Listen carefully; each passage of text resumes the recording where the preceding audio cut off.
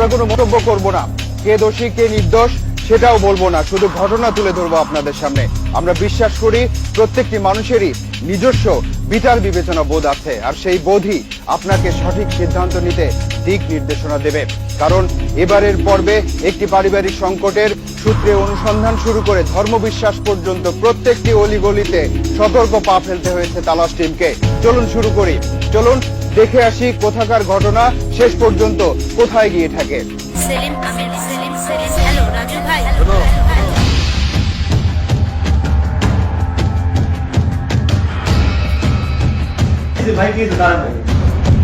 ওসিয়ত নামা, আমি আইনুন নাহার, স্বামী মোহাম্মদ মুমিনুল হক।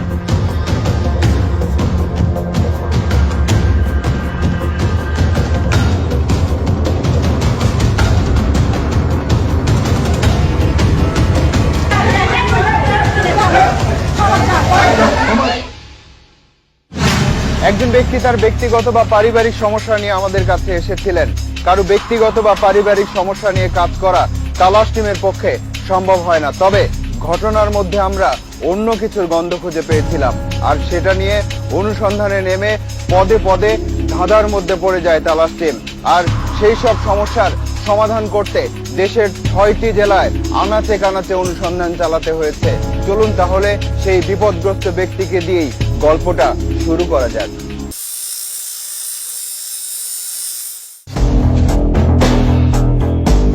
চট্টগ্রামের মনসুরাবাদের সিএনবি কলোনির মমিনুল হক ভালোবেসে 17 বছর আগে বিয়ে করেছেন আইনুন নাহার রত্নাকে।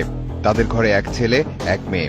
ছেলে ফারদিন 6ষ্ঠ শ্রেণীতে আর মেয়ে ফারিয়া নার্সারিতে পড়ে। 1.5 মাস আগেও এটি ছিল একটি স্বাভাবিক পরিবার, এখন অস্বাভাবিক। গত 23 অক্টোবর রাতে হঠাৎ ঝড়ের বেগে ঘরে হাজির হল রত্নার মেজ বোন স্বপ্না, সাথে পুলিশ। কিছু বুঝে ওঠার আগেই রত্না আর মমিনকে যেতে হলো থানায়। ওই রাতে থানায় বাবা মা ও ভাইদের সামনেই রত্নাকে পুলিশ তুলে দিল তার বোন স্বপ্নার হাতে। তারপর থেকে রত্না নিখোঁজ। তোমার আম্মু কোথায় গেছে জানো? কিছু বলে জানি তোমাকে? আমার কথা আমি বাদ দিলাম, আমি তার হাজবেন্ডের কথা সে অভিযোগ করতে পারে। হাজবেন্ডের সাথে অনেক কিছু ফ্যামিলি চলতে হলে অনেক কিছু দেবে, সন্তানগুলা। স্ত্রী রত্নার সন্ধানে আইন শৃঙ্খলা রক্ষাকারী বাহিনী আর মানবাধিকার সংগঠনের দ্বারে দ্বারে ঘুরে বেড়াতে থাকে মমিন। যেখানে পুরো একটা গ্রুপ আলেম, কিসের আলেম, সে কিরকম আলেম যে সে পরস্ত্রীকে নিয়ে থাকে? এই মানবাধিকার কর্মী যা বললেন তাতে তো ঘটনা অন্যদিকে ইঙ্গিত করে। ঘটনা যেদিকে যেদিকে ইঙ্গিত করে আমরা সব ইঙ্গিতকে অনুসরণ করব, এই কথা মনে রাখুন। কিন্তু শুধু মমিনের ক্ষেত্রেই যে এমন ঘটনা ঘটেছে তা তো নয়, আরো একজন আছেন যিনি এমন লজ্জায় পড়েছেন যে এ ব্যাপারে মুখ খুলতেও দ্বিধা তার। চট্টগ্রাম থেকে আমাদের এবারের গন্তব্য গাজীপুর।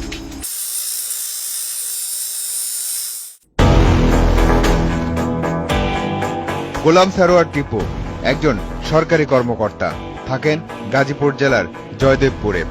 20 বছরের সংসার ছেড়ে চলে গেছে তার স্ত্রী কামরুন নাহার স্বপ্না। স্বামীর ঘর থেকে নয়, স্বপ্না চলে গেছে তার বাবার বাড়ি চট্টগ্রামের হালি শহরের বাসা থেকে। সাথে তার 14 বছরের মেয়ে সাদিয়া আর 2 বছরের মেয়ে সুমাইয়া। 6 মাস ধরে নিখোঁজ এই 3 জন। তবে 20 বছর সংসার করে চলে গিয়ে তারপর স্বামীর বিরুদ্ধে নারী নির্যাতন আর চাঁদাবাজির অভিযোগ এনেছে স্বপ্না। আমার শ্বশুরই অলরেডি সাক্ষী দিয়ে আসছে সমাজসেবা অধিদপ্তরে, এটা সম্পূর্ণ মিথ্যা। গোলাম সারোয়ারের কথার সত্যতা যাচাই করতে হবে চট্টগ্রামেই, কারণ তার বিরুদ্ধে চট্টগ্রামের আদালতেই মামলা করেছিল স্বপ্না। তদন্ত প্রতিবেদনে সেখানে তাকে নির্দোষ বলা হয়েছে, কারণ জামাইয়ের বিরুদ্ধে মেয়ে স্বপ্নার নির্যাতন কিংবা চাঁদাবাজির অভিযোগ নাকচ করে দিয়েছেন স্বয়ং টিপুর শ্বশুর।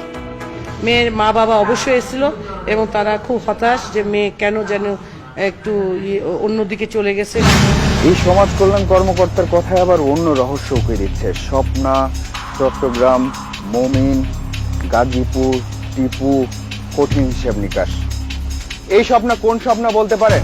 এই স্বপ্না সেই স্বপ্না যে মমিনের স্ত্রী রত্নাকে নিয়ে গেছে, অর্থাৎ স্বপ্না আর রত্না 2 বোন। মমিন আর টিপু তাহলে ভাইরা ভাই, কিন্তু স্বামী, সন্তান আর সংসার ছেড়ে এই 2 বোন গেল কোথায়? স্ত্রী রত্নাকে খুঁজতে খুঁজতে মমিন যখন ক্লান্ত, তখন নতুন করে ঝড় এলো তার উপর।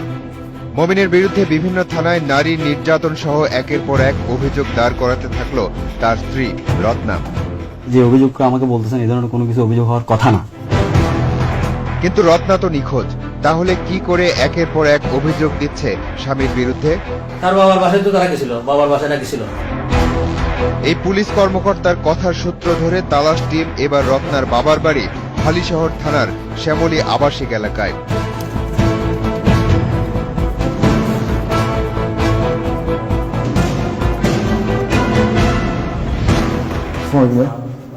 এটা কানুনের বাসা? জি। মেয়েরা এখন কোথায় আছে আমি জানি, ওটা বাসায় নাই। স্বামী জানে না, বাবা জানে না, থানা পুলিশ জানে না, তাহলে স্বপ্না আর রত্না কোথায়? এমন অবস্থায় রত্নার নিজ হাতে লেখা একটা ওসিয়তনামা পাওয়া গেল। ওসিয়তনামা। আমি আইনুন নাহার, স্বামী মোহাম্মদ মুমিনুল হক, আমার পরিবারের সকল সদস্যবৃন্দ, আত্মীয় স্বজন, বন্ধু বান্ধব ও পাড়া প্রতিবেশীদের কাছে এই মর্মে ওসিয়ত করে যাচ্ছি যে আমার মৃত্যুর পর আমার লাশ ও মৃতদেহ দাফন, জানাজা ও কবরস্থ করা পর্যন্ত সকল দায়িত্ব হিজবুত তাওহীদের উপর বর্তাবে। অর্থাৎ হিজবুত তাওহীদ নামের একটি সংগঠনের জন্য স্বামী, সন্তান আর দীর্ঘদিনের সংসার ছেড়েছে তারা। তাদের বর্তমান অবস্থান সম্পর্কে একটা সূত্র পাওয়া গেল তাহলে, কিন্তু তার আগে ওই সংগঠন সম্পর্কে বিস্তারিত জানা দরকার। কে ভালো বলতে পারবে হিজবুত তাওহীদ সম্পর্কে? সে অনুসন্ধান করতে করতে ওই সংগঠনের আরেকজনকে পেয়েছে তালাশ টিম। এবার শুনুন সে কি বলে। আমাদের সম্পর্কে যদি জানতে চান, ঠিক আছে, হিজবুত তাওহীদ সম্বন্ধে, তাইলে ওই যে থানার মধ্যে ওসি আছে, এমনকি এসপি আছে, ওদের কাছে যদি যান আরো ভালোভাবে জানতে হবে। ওসি এসপি জানে মানে তাহলে প্রশাসনের উপরে তারা একটা ব্লেম চাপাচ্ছে আর কেউ মুখ খুলুক বা না খুলুক, হিজবুত তাওহীদের মতবাদ হচ্ছে বর্তমানে প্রচলিত ইসলাম ইসলামী নয়। এই ইসলামে বিশ্বাসীরা সবাই কাফের, এমন কথা বলে তারা। তবে হিজবুত তাওহীদ সদস্যরাই নাকি শুধু প্রকৃত মুসলমান। সে তথ্য অনুযায়ী দুনিয়ার মুসলিম নামধারী কাফেরদের প্রকৃত ইসলামে ফিরিয়ে আনার জিহাদে নেমেছে তারা। হিজবুত তাওহীদের মতবাদ হচ্ছে প্রকৃত ইসলামের অনুসারীরা ছিল যোদ্ধা চরিত্রের, তাদের সবার শরীরেই অস্ত্রের আঘাত ছিল। আর এখনকার ইসলামে নাকি যে যত বেশি ধার্মিক সে তত বেশি কাপুরুষ, কারণ তাদের শরীরে কোনো অস্ত্রের আঘাতের দাগ নেই। ধর্মীয় অনুভূতিতে আঘাত হানে এরকম কিছু দেখলে তখন আমরা তাদেরকে সেগুলো আমরা জব্দ করি এবং তাদেরকে আইনের আওতায় নিয়ে আসি। এই সংগঠনের বর্তমান সদস্য সংখ্যা কত তা সঠিকভাবে বলা মুশকিল, কিন্তু সব সদস্যের মধ্যে নারী সদস্য সংখ্যা নাকি 60%। এই আলাদা বিশ্বাসের মানুষেরা নিজেদের একটা আলাদা জগৎ তৈরি করার চেষ্টা করছে গত প্রায় 17 বছর ধরে। এ কারণেই অনেকে দীর্ঘদিনের সংসার ছেড়ে হিজবুত তাওহীদ বিশ্বাসীদের সাথে নতুন সংসার গড়ে তুলছে। আর এসব করতে না পারলে সংগঠনে টিকতে পারে না কেউ। যেমন আমরা ধরে গেছি, আমাদেরকে ছাড়ি ফেলে দিয়েছে। শুধু হিজবুত তাওহীদের কর্মীদের মুখের কথা নয়, সংগঠনটি সম্পর্কে জানতে তাদের প্রকাশিত ও প্রচারিত বই এবং প্রামাণ্য চিত্র নিয়ে বিস্তারিত পড়াশোনা করেছে তালাশ টিমের সদস্যরা, আর জেনেছে সাধারণ মানুষের মগজ ধোলাই করতে কি কি অভিনব সব পদ্ধতি ব্যবহার করে তারা।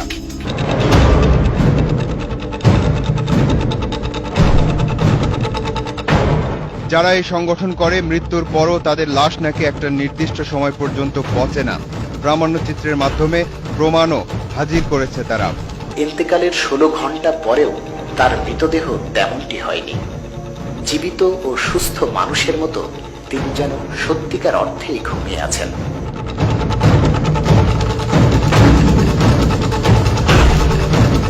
এমন একটা সচিত্র প্রমাণ দেখানোর পর হিজবুত তাওহীদের আর কোন কোন সদস্যের ক্ষেত্রে এমন হয়েছে তার ঠিকানাও দেয়া হয়েছে। তার মধ্যে থেকে নোয়াখালীর একটি ঠিকানা বেছে নিয়ে সেখানে তালাশ টিম। আব্দুল করিমের ছেলে সাইদ হোসেনের বাড়ির লোকজনকে দেখানো হলো এই প্রামাণ্য চিত্রটি।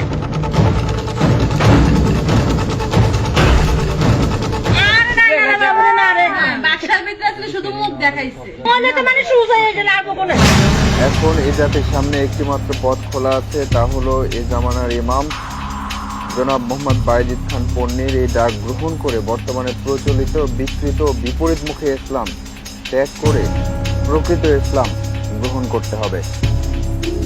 কে এই বাইজিদ খান পন্নী, কোথায় এবং কিভাবে হিজবুত তাওহীদের মতো সংগঠনের জন্ম হলো তা জানতে এবার আমরা টাঙ্গাইল যাব।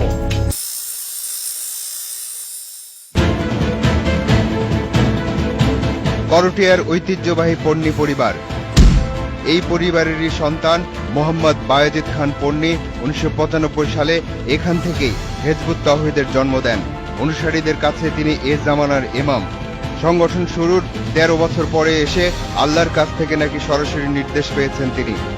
মহাসত্য পেয়েও যেখানে নবী রাসূলদের মধ্যে অনেকে ব্যর্থ হয়েছেন, পারেন নাই, সেখানে আমি কে? সেটা এই মসজিদের দিন আল্লাহর রহমে আল্লাহ অবসান করে দিলেন আমার, যে করো হবে। এই পন্নী পরিবারের একটি মহলে এখন লাইট হাউস নামের একটি স্কুল চলে। তার পরিচালক জাহানুর চৌধুরী খুব কাছ থেকে দেখেছেন হিজবুত তাওহীদের শুরুর দিকের কর্মকাণ্ড। মহিলাদেরকে বেশি টানতো কেন? এদের সংখ্যা বেশি মহিলা। আপনার ছেলেরা তো মহিলাদের প্রতি আকৃষ্ট, তাহলে মহিলা থাকলে হয়তো তাদের পক্ষে অনুসরণ আনা সহজ। হ্যাঁ, তাদের মধ্যে তো নৈতিকতার কোনো বালাই ছিল না। ওইখানে প্রশিক্ষণ দিতেন তাদের। কি কি প্রশিক্ষণ? মানে সশস্ত্র সংগ্রাম করবে। ওনারা তো সাথে হাতুড়ি রাখতেন। তাদের অনুসারী বাইরের লোকজন, যে মসজিদে নামাজ হয় না, ওনারা মসজিদে নামাজ পড়তেন না, ওনারা বিকৃতভাবে নামাজ পড়তেন। ওনাদের যে দাফন করতো তো বসাইয়া কবর দিত। ইসলামকে কটাক্ষ করার অপরাধে এক পর্যায়ে এলাকা থেকে বিতাড়িত হন বায়েজিদ খান পন্নী। দাজ্জালুন কাযাবুন ইয়াতুনাকুম মিনাল আহাদিস বিমা লাম তাসমাউ আনতুম ওয়ালা আবাউকুম। অর্থাৎ অনেকগুলি দাজ্জাল, মিথ্যাবাদী, ভণ্ড, প্রতারক তোমাদের কাছে আসবে। তারা এমন সব কথা বলবে যেগুলি তোমরাও শুনো নাই, তোমাদের বাপদাদারাও শুনো নাই। মূলত বায়েজিদ খান পন্নী তার একজন। চলতি বছরের 16 জানুয়ারি মারা যান বায়েজিদ খান পন্নী, কিন্তু তার অনুসারীরা সংগঠনের কর্মকাণ্ডে এখনো তৎপর। সংগঠনের সদস্যদের যেসব প্রশিক্ষণের কথা শুনলেন, যেসব সরঞ্জাম তারা নিজেদের কাছে রাখে বলে জানলেন, সেসব মনে রাখুন। এই সংগঠনের সদস্যরা বিশ্বাস করেন যে একমাত্র হিজবুত তাওহীদ ছাড়া পৃথিবীতে আর কেউই দাজ্জালকে দাজ্জাল বলে চিনতে পারছে না। তাই এই সংগঠনের সদস্যরা প্রত্যেকেই জীবিত অবস্থাতেই 2 জন করে শহীদের সমান।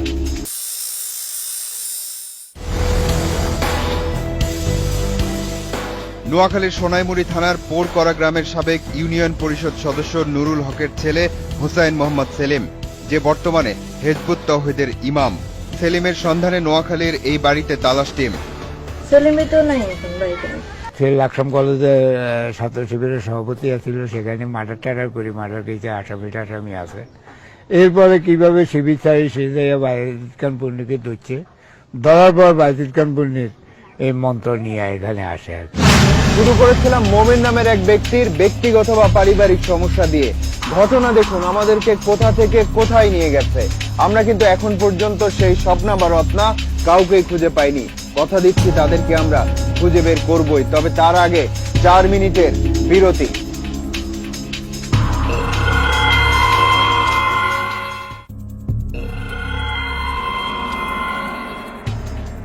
ঢাকা, চট্টগ্রাম, নোয়াখালী, গাজীপুর আর টাঙ্গাইল চষে বেরিয়ে ব্যক্তি থেকে শুরু করে সংগঠন পর্যন্ত অনেক মত জানা গেল। এবার চলুন সেই আইনুন নাহার রত্নাকে খুঁজে বের করার অভিযান শুরু করি।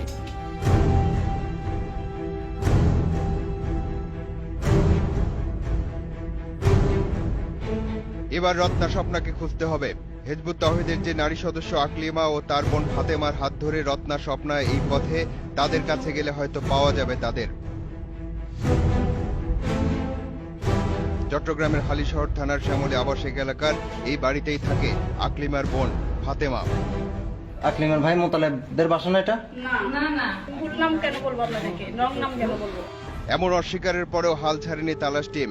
কে জানে, হয়তো এই ফাতেমায় সেই ফাতেমা যে আকলিমার বোন, যে জানে রত্না স্বপ্না কোথায় আছে।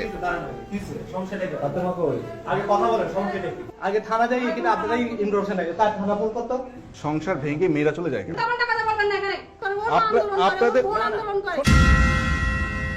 এখন এটা পরিষ্কার যে ফাতেমা ইচ্ছে করে সবকিছু গোপন করছে। তালাশ টিম এবার রাজধানীর ভিকটিম সাপোর্ট সেন্টারে। জানতে হবে কেন তাদের সেখানে রাখা হয়নি। আমাদের এখানে থাকার ব্যাপারে কোনো প্রকাশ করেনি, আগ্রহ প্রকাশ করেনি। থাকার ব্যাপারে কোনো আগ্রহ না। এখন প্রশ্ন হচ্ছে, ভিকটিম সাপোর্ট সেন্টারে সহযোগিতার জন্য যাওয়াটা কি শুধুই কৌশল? একটা খবর পাওয়া গেল যে অভিযোগ নিয়ে জাতীয় মহিলা পরিষদে গিয়েছিল রত্না আর স্বপ্না। সেখানে গেলে হয়তো একটা সূত্র পাওয়া গেলেও যেতে পারে। ওর জীবনের নিরাপত্তা চেয়েছে, তো এটা আমরা মহিলা পরিষদ কিভাবে নিরাপত্তা দেব? এটা দিলে থানায় দেবে। রত্না স্বপ্নাকে সহযোগিতা করুক আর নাই করুক, তাদের সাথে যে সুগতা বড়ুয়ার একটা যোগাযোগ আছে তা পরিষ্কার হলো। আপনি কোন বোনের কাছে এসেছেন? ওই এখন কি ফেনীতে? এই অনুষ্ঠানের শুরুতে আমরা বলেছিলাম যে এই অনুসন্ধানে নেমে পদে পদে ধাঁধায় পড়েছে তালাশ টিম, কিন্তু ধাঁধা নয় শুধু, আসলে পদে পদে ধোঁকা দিতে চেয়েছে হিজবুত তৌহিদের সদস্যরা, কিন্তু মূল লক্ষ্য থেকে সরে আসেনি তালাশ টিম।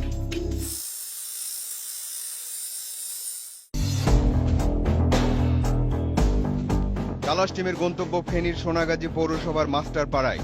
মহিলা পরিষদের সুগতা বড়ুয়ার সূত্র বলে দিচ্ছে রত্না স্বপ্না এখন তার বড় বোন ঝর্ণার বাড়িতে। এই ঝর্ণাও হিজবুত তৌহিদের সদস্য, সাথে তাদের মা ফাতেমা আক্তারও। সুগতা বড়ুয়ার সূত্র কাজে লেগেছে, এই বাড়িতেই পাওয়া গেল সবাইকে। তারা একটা মিথ্যা প্রচারকে কেন্দ্র করে আপনারা ঘুরে ঘুরে ইসলামের উপর আঘাত আনতেছেন।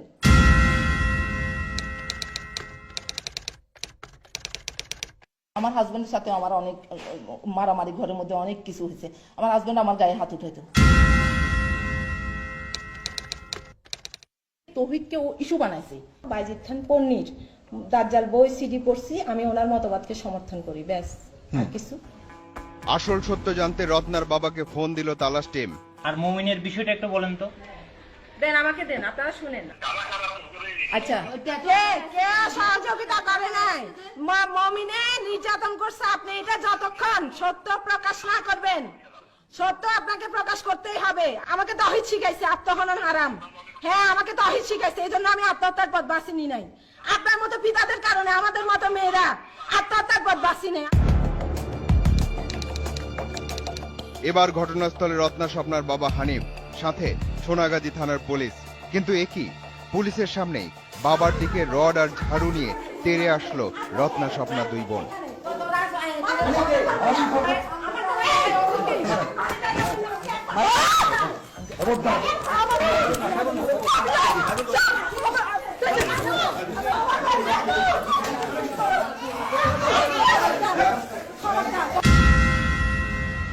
সাথে রড তাহলে আসলেই রাখে সংগঠনের সদস্যরা, যে তথ্য আপনারা আগেই জেনেছেন। হিজবুত তৌহিদের আমিরের নির্দেশেই তাহলে রত্নার স্বপ্না ঝর্ণার আজ এই অবস্থা। ঘটনা এখানেই শেষ হতে পারত, কিন্তু হয়নি। তালাশ টিমের অনুসন্ধানের খবরে তৎপর হয়ে ওঠে হিজবুত তৌহিদ সদস্যরা। প্রচারের ঠিক 2 দিন আগে সংগঠনের আমিরের কাছ থেকে চিঠি আসে আমাদের কাছে।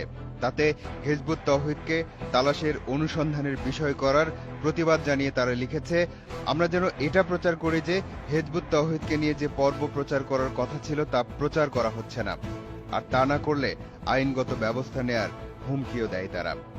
এরপর শেষ চেষ্টা করলো তালাশ টিম। আগে ফিরিয়ে দিলেও এবার ক্যামেরার সামনে কথা বললেন হিজবুত তৌহিদের আমির মোহাম্মদ মশিউর রহমান।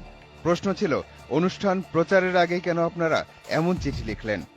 আমরা শুধু বলছি যে এটা প্রচারের আগে আমরা যেন একটু দেখতে পারি। সংগঠনটির মতবাদ সম্পর্কে সরাসরি বক্তব্য পাওয়া গেল এবার। 2008 সালে আল্লাহ একটা অলৌকিক ঘটনা ঘটাইলেন, যেটাকে আমরা মুজিজা বলি। যেই মুজিজার মাধ্যমে আল্লাহ একেবারে প্রুফ করে দিলেন, প্রমাণ করে দিলেন যে হিজবুত তৌহিদ হক, সত্য, এবং এই হিজবুত তৌহিদ দ্বারা সমস্ত পৃথিবীতে আবার তার দিন প্রতিষ্ঠা হবে। মানুষ যখন তার চারিদিকে অবিশ্বাস করার মতো নানান ঘটনা দেখে, দুর্নীতি, অনিয়ম, অনাচার দেখে, যুদ্ধ আর হত্যাকাণ্ডের ঘটনা দেখে, তখন মানুষ আসলে বিকল্প আশ্রয় খোঁজে। সাধারণ মানুষের এই দিশেহারা অবস্থার সুযোগ নেয় ঠান্ডা মাথার কিছু নৃশংস মানুষ।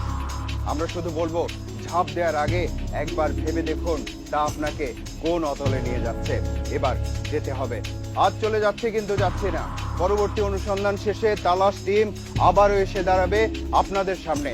দর্শক, আপনাদেরকে নিয়ে, আপনাদের জন্য এই অনুষ্ঠান। লিখুন এই ঠিকানায়।